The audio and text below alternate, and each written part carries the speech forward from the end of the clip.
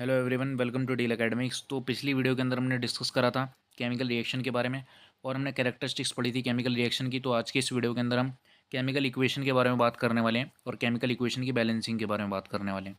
सबसे पहले मैं आपको बता देता हूँ, जो प्रीवियस वीडियो में हमने बात करी थी एक केमिकल रिएक्शन की मैंने आपको बताया था कि एक केमिकल रिएक्शन के अंदर दो सब्सटेंसेस आपस में रिएक्ट करते हैं और आपस में रिएक्ट करने के बाद एक नए सब्सटेंस की फॉर्मेशन होती है जिसकी प्रॉपर्टीज़ एंटायरली डिफरेंट होती हैं उन सब्सटेंसेस से।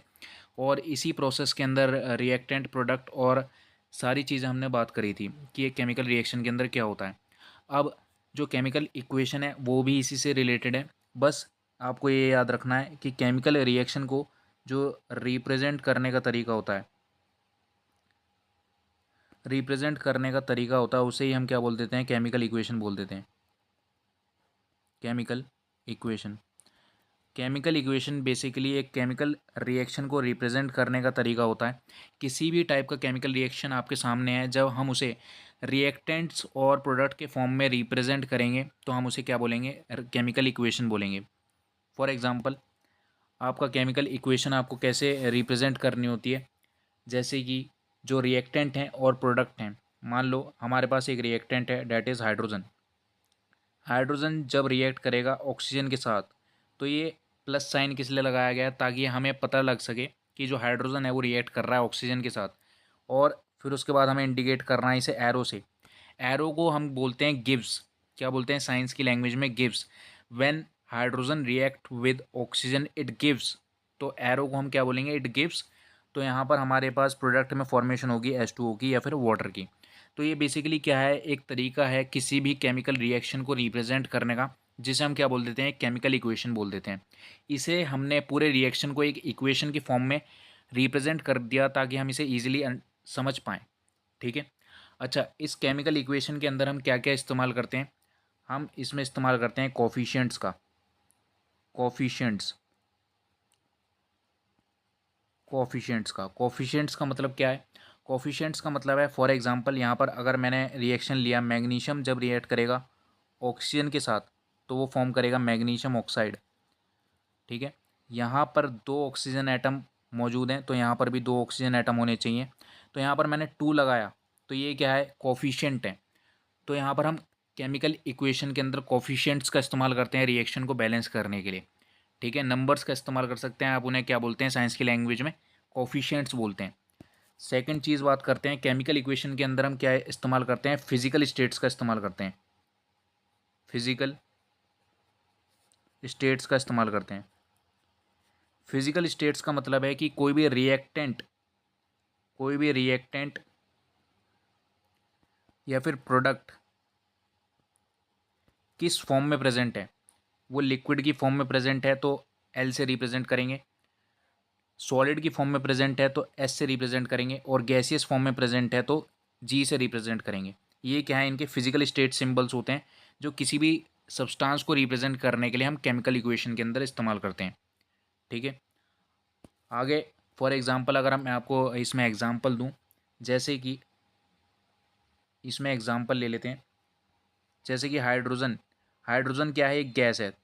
तो हम इसे ब्रैकेट ओपन करके जी से रिप्रेजेंट करेंगे। Plus oxygen. Oxygen is also a gas तो हम इसे जी से रिप्रेजेंट करेंगे। Gives us on reaction H2O। Water, water क्या है, लिक्विड है तो हम इसे एल से रिप्रेजेंट करेंगे। दूसरा रिएक्शन है फॉर एग्जांपल कार्बन। कार्बन हमारा सॉलिड है तो हम एस से रिप्रेजेंट करेंगे। Plus oxygen. ऑक्सीजन अगेन हमारा गैस है तो जी से रिप्रेजेंट करेंगे। It gives us carbon dioxide. Carbon dioxide क्या है, गैस है, इसलिए जी से रिप्रेजेंट करेंगे। आगे बात कर लेते हैं फॉर एग्जांपल नाइट्रोजन। नाइट्रोजन क्या है, गैस है तो जी से रिप्रेजेंट करेंगे। Plus hydrogen is also a gas तो जी से रिप्रेजेंट करेंगे। Which gives us on reaction ammonia. Ammonia भी क्या है, एक गैस है तो जी से रिप्रेजेंट करेंगे। ये क्या है, बेसिकली फिजिकल स्टेट के सिंबल्स हैं जो कि हम इस्तेमाल करते हैं केमिकल इक्वेशन में रिएक्शन को रिप्रेजेंट करने के लिए। ये आपको याद रखना है। अब इसमें आपको ये ध्यान रखना है कि केमिकल इक्वेशन भी दो टाइप की होती हैं। एक होती है आपकी balanced chemical equation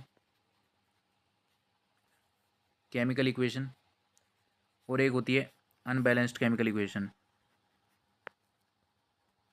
unbalanced chemical equation, जिसे हम स्केलेटल केमिकल इक्वेशन भी कहते हैं, स्केलेटल इक्वेशन।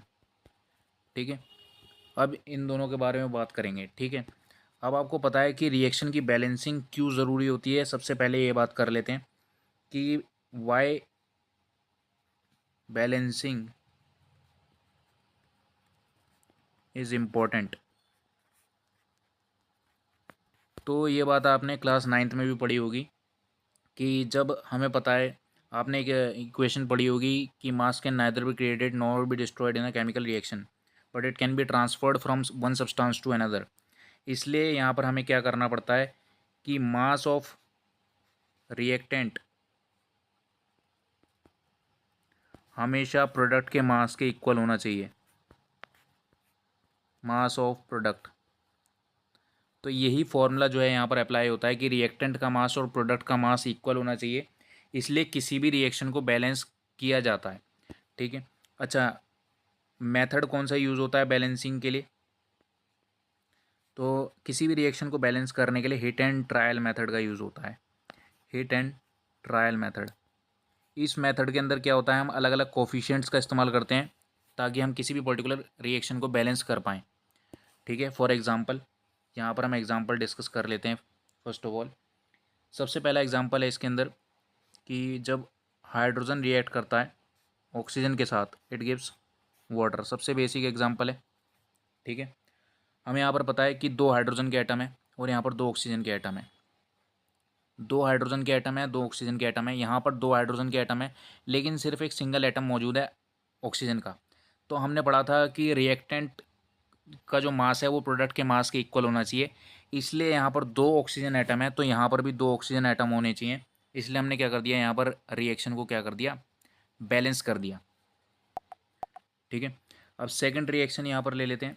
सेकंड रिएक्शन क्या है, जब सोडियम रिएक्ट करेगा क्लोरीन के साथ तो वो सॉल्ट फॉर्म करेगा जिसे बोलते हैं सोडियम क्लोराइड, NaCl। ठीक है, अब यहाँ पर आपको दिख रहा है कि यहाँ पर 2 क्लोरीन के एटम है तो यहाँ पर भी बेसिकली 2 क्लोरीन के एटम होंगे। जब यहाँ पर 2 क्लोरीन के एटम होंगे तो यहाँ पर 2 सोडियम के एटम हो गए, तो यहाँ लेफ्ट हैंड साइड में भी 2 सोडियम के एटम हो गए। ये रिएक्शन क्या हो गया, बैलेंस हो गया। नेक्स्ट रिएक्शन देख लेते हैं। थर्ड रिएक्शन है जब कैल्शियम रिएक्ट करता है ऑक्सीजन के साथ, इट फॉर्म कैल्शियम ऑक्साइड जिसे हम क्विकलाइम भी बोलते हैं। ठीक है, यहाँ पर आपको दिख रहा है 2 ऑक्सीजन के एटम है, 2 ऑक्सीजन के एटम है तो यहाँ पर भी 2 ऑक्सीजन के एटम होने चाहिए। अब यहाँ पर 2 ऑक्सीजन के एटम है तो यहाँ पर 2 कैल्शियम है तो यहाँ पर भी क्या होने चाहिए, 2 कैल्शियम होने चाहिए। रिएक्शन क्या हो गया, बैलेंस हो गया।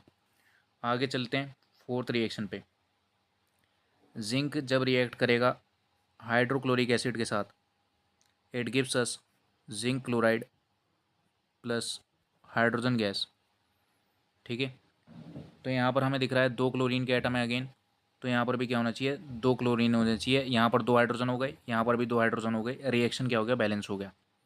ठीक है, ये इसे ही बोलते हैं हिट एंड ट्रायल मेथड, जिसमें हम अलग अलग कोफिशिएंट्स का इस्तेमाल करते हैं किसी भी रिएक्शन को बैलेंस करने के लिए।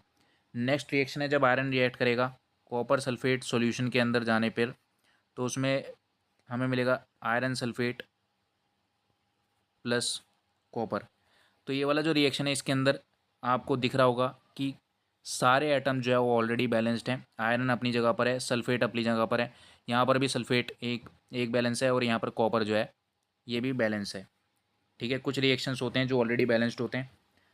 सिक्स्थ रिएक्शन है आपका एल्यूमिनियम जब रिएक्ट करेगा सल्फ्यूरिक एसिड के साथ, H2SO4, it gives us Al2SO4 whole thrice plus hydrogen. ठीक है, अब इस रिएक्शन के अंदर आपको दिख रहा होगा यहाँ पर SO4 होल थ्राइस। यहाँ पर क्या है, सल्फेट के यहाँ पर 3 आयन्स मौजूद हैं और लेफ्ट हैंड साइड में सिर्फ एक आयन मौजूद है, इसलिए हम क्या करेंगे, यहाँ पर 3 लगा देंगे तो सल्फेट के यहाँ पर लेफ्ट हैंड साइड में 3 आयन्स हो गए। ठीक है, और यहाँ पर हमें दिख रहा है कि यहाँ पर 3 लगाने के बाद यहाँ पर हाइड्रोजन आइटम क्या हो गए, 6 हो गए, तो यहाँ पर भी हम 3 लगा देंगे ताकि यहाँ पर भी हाइड्रोजन आइटम क्या हो जाए, 6 हो जाए। तो ये रिएक्शन क्या हो गया, बैलेंस हो गया। दोनों साइड एटम्स जो है क्या हो गए, बैलेंस हो गए। रिएक्टेंट और प्रोडक्ट का मास जो है इक्वल हो गया। नेक्स्ट रिएक्शन है जब मैग्नीशियम रिएक्ट करेगा नाइट्रोजन के साथ, तो फॉर्म होगा मैग्नीशियम नाइट्राइड, 3 N2। ठीक है, तो यहाँ पर दिख रहा है साफ साफ आपको 3 मैग्नीशियम है तो 3 मैग्नीशियम, और 2 नाइट्रोजन है, 2 नाइट्रोजन ऑलरेडी बैलेंस्ड है। ठीक है, नेक्स्ट रिएक्शन है आपका कार्बन जब रिएक्ट करेगा ऑक्सीजन के साथ, it gives us carbon dioxide. तो ये रिएक्शन जो है ऑलरेडी बैलेंस्ड है, कार्बन एक ही है, ऑक्सीजन ऑक्सीजन बैलेंस्ड है। नेक्स्ट रिएक्शन चलते हैं, 9th है जब नाइट्रोजन रिएक्ट करेगा हाइड्रोजन के साथ, it gives us NH3 ammonia. फिर अगेन हमने देखा कि यहाँ पर 3 हाइड्रोजन एटम है, यहाँ पर 2 हाइड्रोजन एटम है, और यहाँ पर क्या है 2 नाइट्रोजन है। तो यहाँ पर हमने 2 लगा दिया, 2 नाइट्रोजन हो गए। अब यहाँ पर हाइड्रोजन 6 हो गए, तो इसलिए इस साइड हाइड्रोजन 6 करने के लिए यहाँ पर हमने 3 लगा दिया, रिएक्शन क्या हो गया, बैलेंस हो गया। 10th रिएक्शन के ऊपर आते हैं, Fe2O3 on reacting with carbon monoxide gives us iron plus carbon dioxide. ठीक है, यहाँ पर आपको दिख रहा है साफ साफ 2 आयरन के एटम्स हैं यहाँ पर लेफ्ट हैंड साइड में, तो यहाँ पर भी 2 आयरन होंगे। ठीक है, और यहाँ पर आपको दिख रहा है कि यहाँ पर 3 ऑक्सीजन के एटम मौजूद हैं, 3 ऑक्सीजन के एटम मौजूद हैं, तो यहाँ पर भी हम 3 लगा देंगे। ठीक है, यहाँ पर क्या हो गया, यहाँ पर 6 हमारे पास ऑक्सीजन के एटम हो गए। ठीक है, यहाँ पर हमारे पास क्या हो गया, 3 लगा दिया हमने, क्या हो गया, ऑक्सीजन के एटम यहाँ पर 3 थे, और यहाँ पर भी हमने क्या कर दिया, ऑक्सीजन के एटम को 3 कर दिया। यहाँ पर क्या हो गया, ये रिएक्शन हो गया बैलेंस। अच्छा, यहाँ पर 3 कार्बन जो है वो वहाँ पर, यहाँ पर भी 3 कार्बन आएंगे, तो ये रिएक्शन क्या हो गया, ऑलरेडी बैलेंस हो गया। 11 है यहाँ पर एग्जांपल, कैल्शियम ऑक्साइड जब रिएक्ट करेगा H2O के साथ, वाटर के साथ, तो फॉर्म होगा यहाँ पर कैल्शियम हाइड्रोक्साइड। ठीक है, तो यहाँ पर आपको दिख रहा है कि लेफ्ट हैंड साइड में 2 हाइड्रोजन के एटम है, राइट हैंड साइड में भी 2 हाइड्रोजन के एटम है, लेफ्ट हैंड साइड में भी 2 ऑक्सीजन है, और राइट हैंड साइड में भी 2 ऑक्सीजन है। ये रिएक्शन क्या है, ऑलरेडी बैलेंस्ड है। नेक्स्ट एग्जांपल पे चलते हैं। नेक्स्ट एग्जांपल कह रहा है zinc oxide on reaction with HCl forms ZnCl2 plus hydrogen. ठीक है, अब यहाँ पर आपको दिख रहा है, यहाँ पर 2 क्लोरीन के एटम है राइट हैंड साइड में, तो लेफ्ट हैंड साइड में भी 2 क्लोरीन के एटम होंगे, तो ये रिएक्शन क्या हो गया, यहाँ पर बैलेंस हो गया। ठीक है, नेक्स्ट एग्जाम्पल पर चलते हैं। एग्जाम्पल नंबर यहाँ पर हमारा आ गया 13। ठीक है, एग्जाम्पल नंबर 13 क्या कह रहा है, silver nitrate AgNO3 on reaction with NaCl forms या फिर gives AgCl plus sodium nitrate NaNO3। ठीक है, अब यहाँ पर आप देखोगे तो लेफ्ट हैंड साइड में यहाँ पर सिल्वर है, राइट हैंड साइड में सिल्वर है, यहाँ पर नाइट्रेट आयन है लेफ्ट हैंड साइड में, और राइट हैंड साइड में भी नाइट्रेट आयन है। कोई भी कोफिशिएंट या फिर कोई भी नंबरिंग आपको यहाँ पर नहीं दिख रही, तो यहाँ पर इसका मतलब क्या है कि ये रिएक्शन क्या है, बैलेंस है, क्योंकि लेफ्ट हैंड साइड में भी एटम्स इक्वल हैं, एटम्स का मास इक्वल है, और राइट हैंड साइड में भी एटम्स का मास इक्वल है। आगे चलते हैं यहाँ पर 14th एग्जाम्पल पर। 14th एग्जाम्पल है कॉपर ऑक्साइड का। Copper oxide on reaction with hydrogen gives us copper plus H2O। तो इस रिएक्शन के अंदर भी यही चीज़ है कि लेफ्ट हैंड साइड में भी कॉपर है, राइट हैंड साइड में भी एक कॉपर है, एक कॉपर का एटम है। ठीक है, राइट हैंड साइड में भी हाइड्रोजन 2 हैं, और लेफ्ट हैंड साइड में भी 2 हाइड्रोजन है। ठीक है, एक यहाँ पर ऑक्सीजन है, एक यहाँ पर ऑक्सीजन है। ये रिएक्शन क्या है, ऑलरेडी बैलेंस्ड है। फिर आगे चलते हैं 15th एग्जाम्पल पर। 15th एग्जाम्पल कह रहा है एल्यूमिनियम ऑक्साइड का Al2O3 on reaction with sulphuric acid H2SO4 gives us Al2SO4 whole thrice plus H2O। ठीक है, ऐसे रिएक्शन के अंदर आपने सबसे पहले ये चीज़ क्या नोट करनी है, यहाँ पर सल्फेट का आयन नोट करना है। यहाँ पर 3 सल्फेट के आयन है, एल्यूमिनियम सल्फेट के केस में यहाँ पर 3 सल्फेट के आयन है राइट हैंड साइड में, तो लेफ्ट हैंड साइड में भी यहाँ पर क्या होंगे, 3 सल्फेट के आयन्स होंगे। ठीक है, अब यहाँ पर 3 सल्फेट के आयन्स होंगे, तो यहाँ पर हाइड्रोजन कितने हो गए, 6 हाइड्रोजन हो गए। तो राइट हैंड साइड में भी हम क्या करेंगे, 6 हाइड्रोजन करने के लिए यहाँ पर 3 ऐड ऑन कर देंगे, तो यहाँ पर क्या हो गए, 6 हाइड्रोजन हो गए। रिएक्शन क्या हो गया, यहाँ पर बैलेंस हो गया। 2 एल्यूमिनियम इधर है, 2 एल्यूमिनियम इधर है, रिएक्शन क्या है, बैलेंस्ड है। आगे चलते हैं 16th एग्जाम्पल कह रहा है MgCO3 on a reaction with HCl gives us MgCl2 plus CO2 plus H2O। ठीक है, अब यहाँ पर आपको दिख रहा है लेफ्ट हैंड साइड और राइट हैंड साइड में 2 क्लोरीन के एटम है, तो यहाँ पर हम क्या करेंगे, right hand side left hand side में भी क्या कर देंगे, 2 क्लोरीन के एटम हो जाएंगे। अब यहाँ पर 17th एग्जाम्पल देखते हैं। 17th एग्जाम्पल दे रखा है यहाँ पर NH3 ammonia on reaction with H2O water gives us ammonium hydroxide NH4OH। तो यहाँ पर आपको दिख रहा है लेफ्ट हैंड साइड और राइट हैंड साइड में क्या है, रिएक्टेंट और एटम क्या है, बैलेंस्ड है, 5 हाइड्रोजन एंड 5 हाइड्रोजन। रिएक्शन क्या है यहाँ पर, बैलेंस्ड है। ठीक है, तो इस टाइप के रिएक्शन को क्या बोलेंगे हम, बैलेंस्ड केमिकल रिएक्शन या फिर balanced chemical equation. 18th example hydrogen sulphide on reaction with oxygen gives us water and sulphur dioxide gas is released. ठीक है, इस रिएक्शन में भी आप देखोगे तो यहाँ पर एक सल्फर है, यहाँ पर एक सल्फर है, 2 हाइड्रोजन 2 हाइड्रोजन 2 ऑक्सीजन और 2 ऑक्सीजन। ठीक है, यहाँ पर क्या है, ये वाला जो रिएक्शन है। अच्छा, यहाँ पर जो है हिट एंड ट्रायल मेथड लगाएंगे। राइट हैंड साइड में 3 ऑक्सीजन के एटम है, तो यहाँ पर हम क्या करेंगे, लेफ्ट हैंड साइड में भी यहाँ कर देंगे 3 ऑक्सीजन के एटम। अच्छा, यहाँ पर 3 ऑक्सीजन के एटम आते ही यहाँ पर क्या हो गए, 6 ऑक्सीजन के एटम हो गए।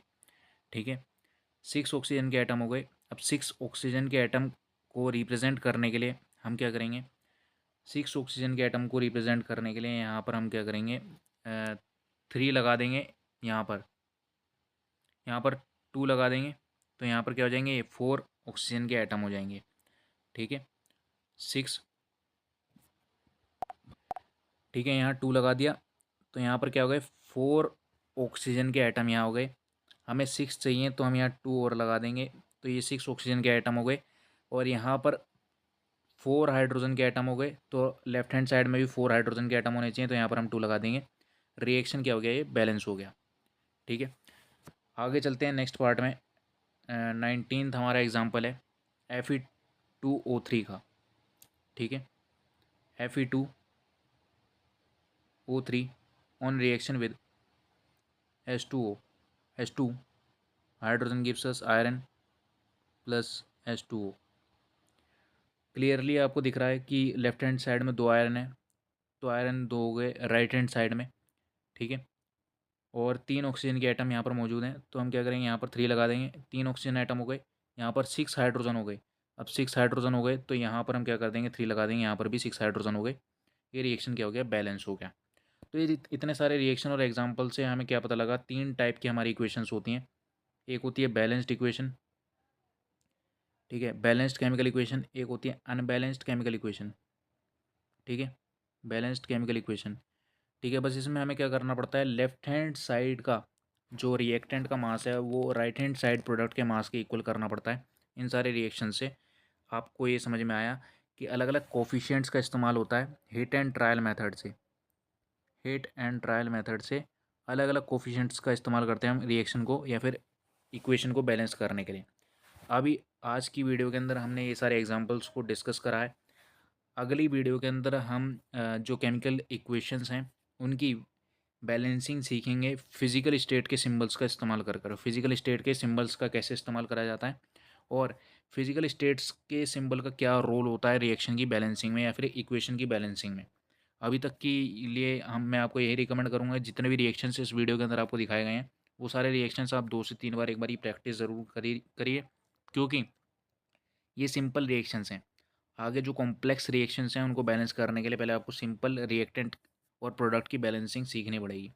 ठीक है, अगर इस वीडियो से रिलेटेड कोई भी डाउट हो तब तक के लिए मिलते हैं नेक्स्ट वीडियो में। इस वीडियो से रिलेटेड कोई भी डाउट हो तो कमेंट सेक्शन में ज़रूर से बताइएगा।